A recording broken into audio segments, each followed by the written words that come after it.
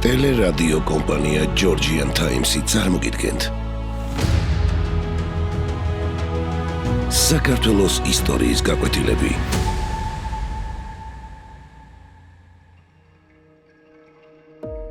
დავით მეოთხე აღმაშენებელი, მეშვიდე ნაწილი.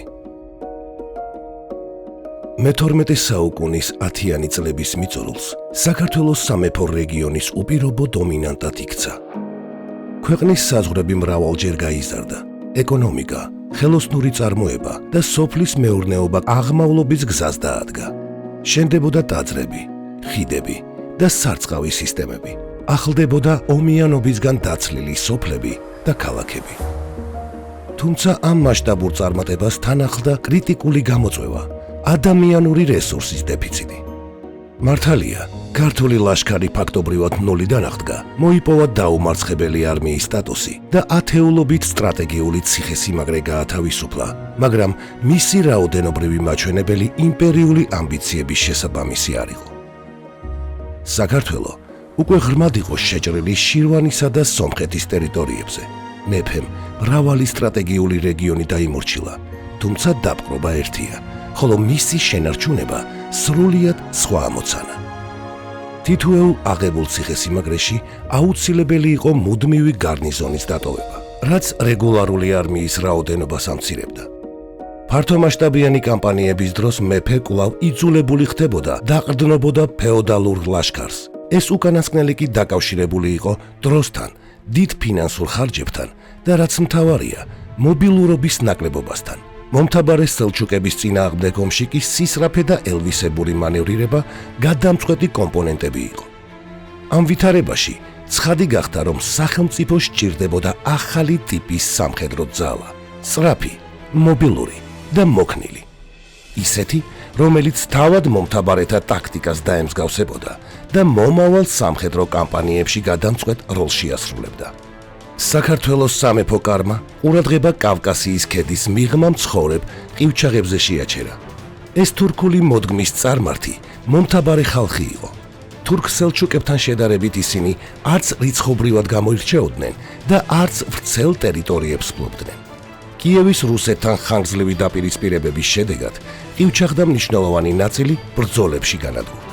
გადარჩენილები კი მუდმივი სამხედრო და პოლიტიკური ზეწოლის ქვეშ აღმოჩნდნენ. მიუხედავად ამისა, ყივჩაღები იდეალურ სამხედრო რესურსს წარმოადგენდნენ. მათი მობილურობა, გამძლეობა და ცხოვრების წესი სრულად პასუხობდა იმ გამოწვევებს, რაც სელჩუკთა წინააღმდეგ ბრძოლა სჭირდებოდა. ყივჩაღები უბადლო მხედრები და გამოცდილი მეომრები იყვნენ, რომელთათვისაც პაპანაკება სიცხე, ქარბუქი თუ კოკისპირული წვიმა ბრძოლაში ხელშემშლელ ფაქტორს არ წარმოადგენდა. ქუთაისის სამეფო კარმა საგულდაგულოდ აწონ-დაწონა ყველა რისკი და ხანგრძლივი მსჯელობის შემდეგ დავითის ელჩები ყივჩაღთა ერთ-ერთ ბელადს, ათრაკას შეხვდნენ. საქართველო ყივჩაღებს თავაზობდა ვრცელ საძოვრებსა და მტრის მიწებზე თარეშის უფლებას, სადაც მოპოვებული ალაფი სრულად მათ საკუთრებაში დარჩებოდა. სანაცვლოდ ათრაკს უნდა ეღიარებინა საქართველოს მეფის უზენაესობა და უზრუნველყო მუდმივი სამხედრო მხარდაჭერა. ათრაკას ტომი იმხნად კიევის რუსეთისგან იდევნებოდა, საძოვრები შეზღუდული ჰქონდა და მძიმე მდგომარეობაში იმყოფებოდა, რის გამოც დავითის წინადადება მასზე დიდი შთაბეჭდილება მოახდინა. ალიანსის განსამტკიცებლად დავითმა ცოლად შეირთო ათრაკას ასული, რომელსაც ქართული წყაროები გურან-დუხტის სახელით იცნობენ. ყივჩაღთა ჩამოსასახლებლად აუცილებელი იყო უსაფრთხო დერეფნის შექმნა. ამ მიზნით დავით მეფე თავის უახლოეს მრჩეველთან, გიორგი ჭყონდიდელთან და ქართულ ლაშქართან ერთად ოსეთში გაემგზავრა. დიპლომატიური და სამხედრო ზეწოლით ოსეთის საქართველოს პროტექტორატის ქვეშ მოექცა, ხოლო კავკასიის ქედზე გამავალი ყველა მნიშვნელოვანი ციხესიმაგრე ქართული სახელმწიფოს კონტროლქვეშ გადავიდა. სწორედ ამ გზით შემოვიდნენ ყივჩაღთა ტომები საქართველოში. ისტორიული წყაროები საქართველოში შემოსულ ყივჩაღთა რაოდენობას 40,000-ით ასახელებენ, რაც დემოგრაფიული გათვლებით 150,000-ზე მეტ ადამიანს გულისხმობს. ბევრად რეალურია ვივარაუდოთ, რომ საქართველოში გადმოვიდა დაახლოებით 10,000-მდე მეომარი, რაც ოჯახებით ურთ დაახლოებით 40,000 ადამიანს შეადგენდა. ეს რაოდენობა სავსებით შეესაბამებოდა ეპოქის მასშტაბებსა და საქართველოს სამეფოს მიერ მათი შენახვის შესაძლებლობებს. უნდა აღინიშნოს, რომ ათრაქა არ იყო ყივჩახთა მთლიანი გაერთიანების მეთაური.